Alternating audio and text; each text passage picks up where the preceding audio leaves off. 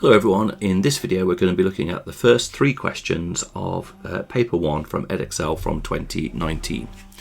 So question 1, it says, given that x add 3 is a factor of f of x, find the value of the constant a.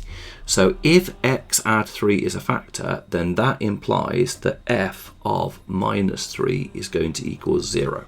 Okay, so let's put minus 3, let's work out what f of minus 3 is going to be. So that is going to be 3 times by minus 3 cubed plus 2 times a times by minus 3 squared minus 4 times by minus 3 plus 5a. And all of that is going to equal 0.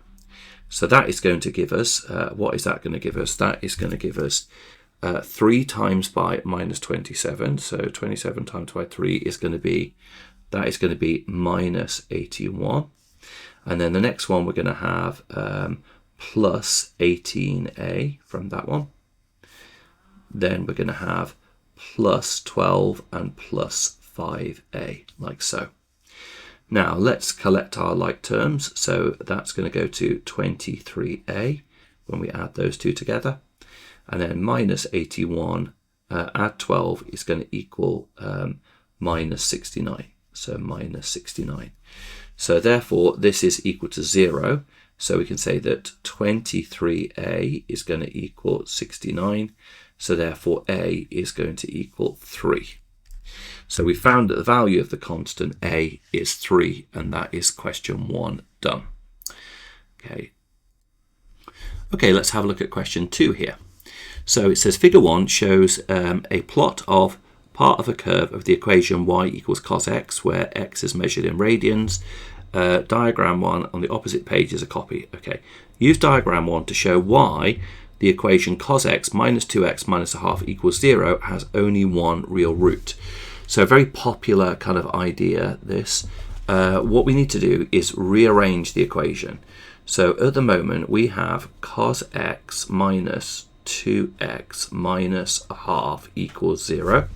Now if we rearrange this so that we get cos x is equal to 2x plus a half.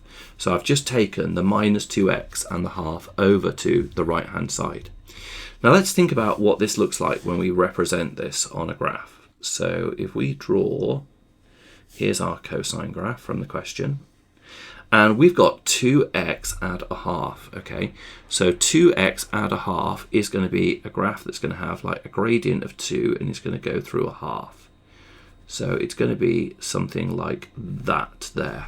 So that's our graph of 2x add a half, and this is our graph of cosine.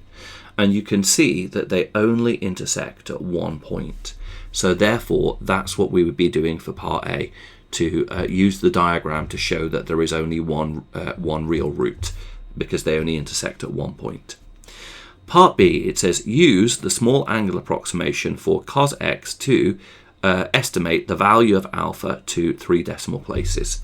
Now in the formula booklet we're given these small angle approximations, and cos theta is 1 minus theta squared over 2. So therefore cos x is 1 minus x squared over 2. So I'll write there, that is our cos x, and we're saying that cos x minus 2x minus a half equals 0.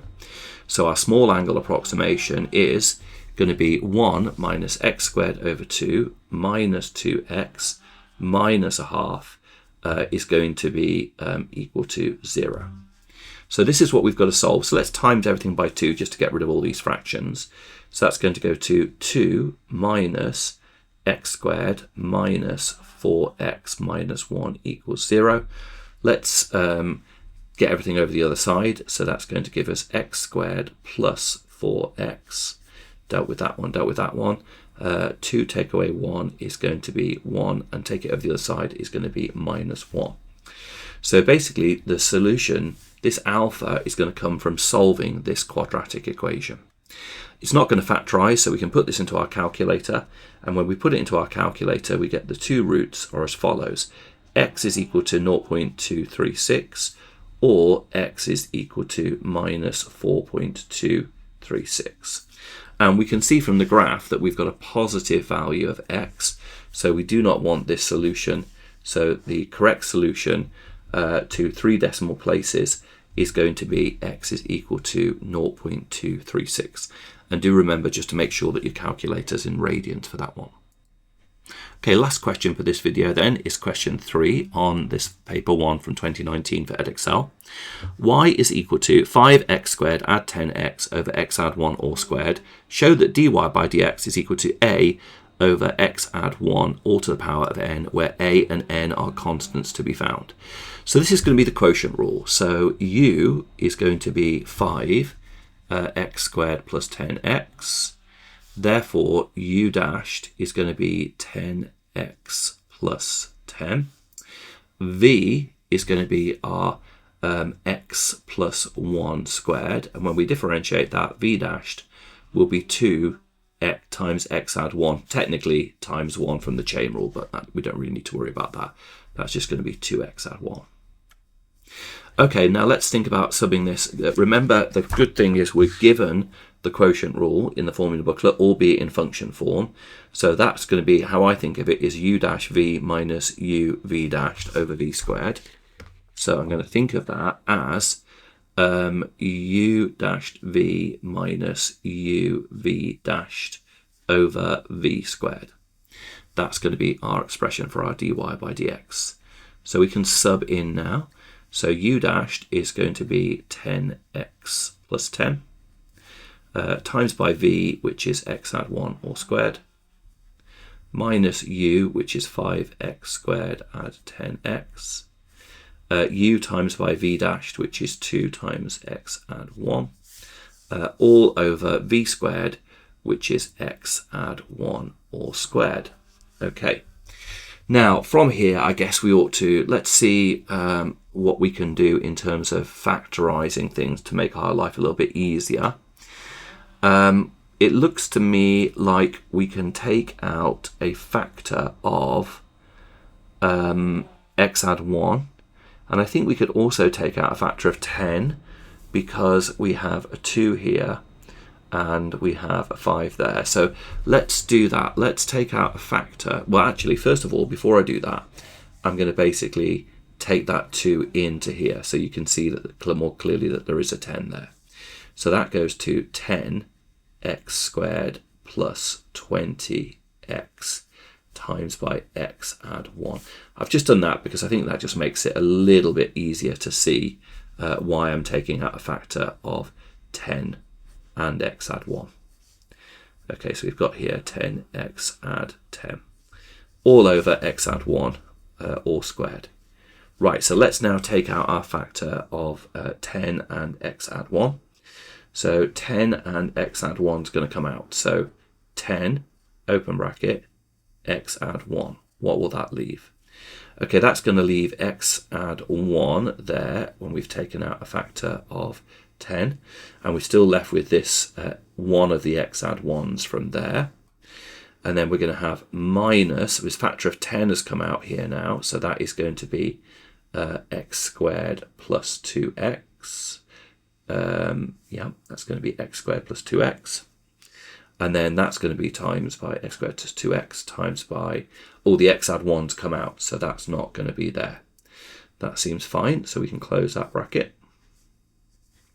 And then that is all over x add 1 all squared.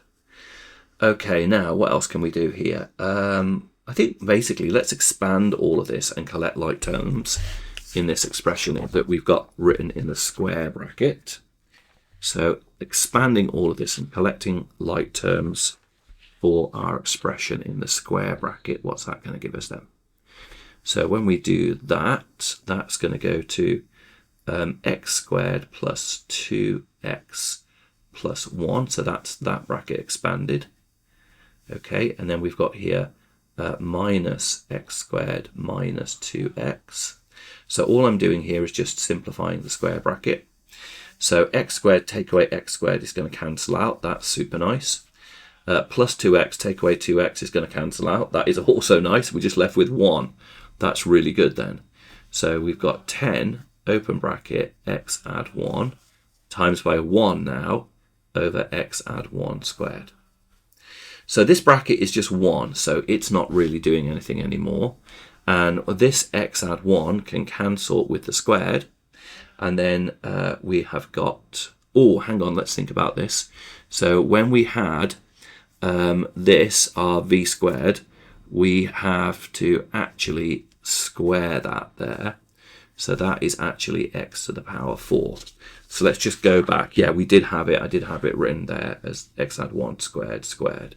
And that one there should be squared like that as well. And that one there should be squared like that there. Okay, that's fine. So now we're in a position where we can simplify this. So that's going to go to cubed. So dy by dx is therefore now going to be 10 over x add 1 all cubed, like so. So dy by dx is 10 over x add 1 all cubed. All right, that's perfect. So that is our part A done for question 3. Now, part B, hence deduce the range of values of dy by dx for which dy by dx is less than 0. And this is only 1 mark, okay? So this is going to be less than 0 when the denominator is less than 0, okay? Now, if x was equal to minus 1, then we'd have an asymptote. It would be undefined because we'd have minus 1 add 1 would be nothing. But if x was anything less than minus 1, then the denominator is always going to be negative because we've got a cubic. And that means that dy by dx would be less than 0 rather. So the range of values of where dy by dx is going to be less than 0. So dy by dx is going to be less than 0 when x is less than minus 1. So that's our condition for part B. I hope you found that question useful. If you're finding these videos useful, if you could like and subscribe to the channel, that's going to help me keep on making more videos moving forward. And as always, thank you for watching, and I'll see you in the next video.